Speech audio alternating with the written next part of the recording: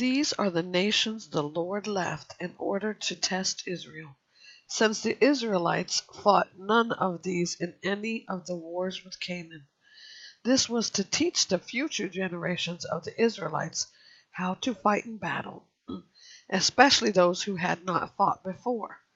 These nations included the 5 rulers of the Philistines and all of the Canaanites, the Sidonians, and the Hivites, who lived in the Lebanese mountains from Mount Baal Hermon as far as the entrance of Hamath.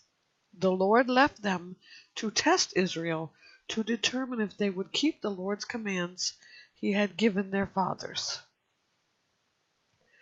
through Moses.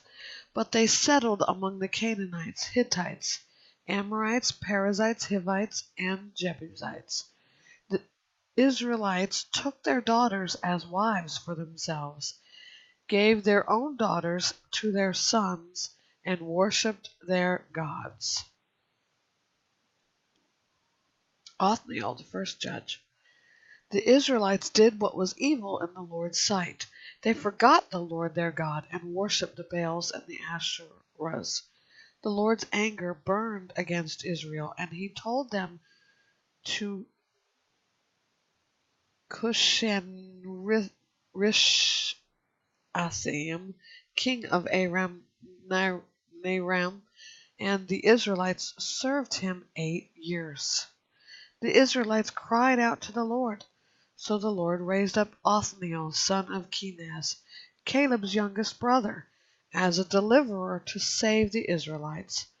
The Spirit of the Lord came on him, and he judged Israel. Othniel went out to battle, and the Lord handed over Cushan-Rishathaim, king of Aram, to him, so that Othniel overpowered him. Then the land was peaceful 40 years, and Othniel son of Kenaz died. The Israelites again did what was evil in the Lord's sight. He gave Eglon, king of Moab, power over Israel, because they had done what was evil in the Lord's sight. After Eglon convinced the Ammonites and the Amalekites to join forces with him, he attacked and defeated Israel and took possession of the city of palms. The Israelites served Eglon, king of Moab, 18 years.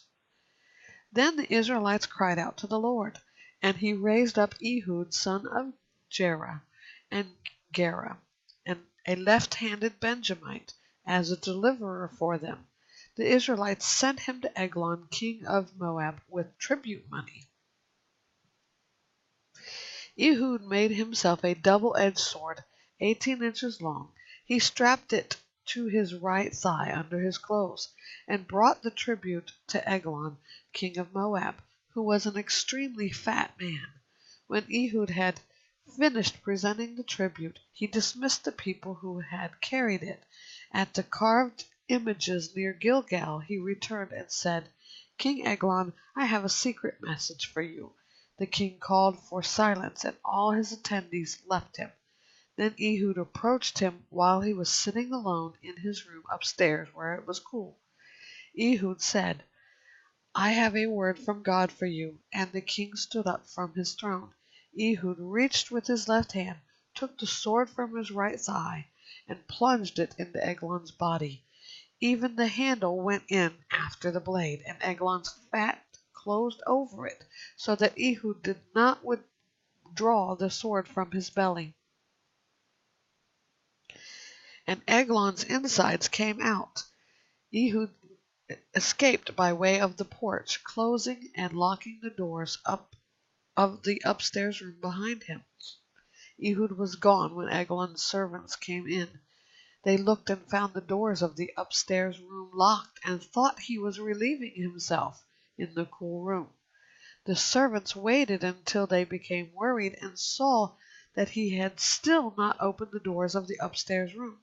So they took the key and opened the doors, and there was their lord lying dead on the floor. Ehud escaped while the servants waited. He crossed over the Jordan near the carved images and reached Sarah. After he arrived, he sounded the ram's horn throughout the hill country of Ephraim. The Israelites came down with him from the hill country, and he became their leader. He told them, "Follow me, because the Lord has handed over your enemies, the Moabites, to you." So they followed him, captured the fords of the Jordan leading to Moab, and did not allow anyone to cross over. At that time they struck down about 10,000 Moabites, all strong and able-bodied men. Not one of them escaped. Moab became subject to Israel that day, and the land was peaceful 80 years. After Ehud, Shagmar, son of Anath, became judge. He delivered Israel by striking down 600 Philistines with an ox goad.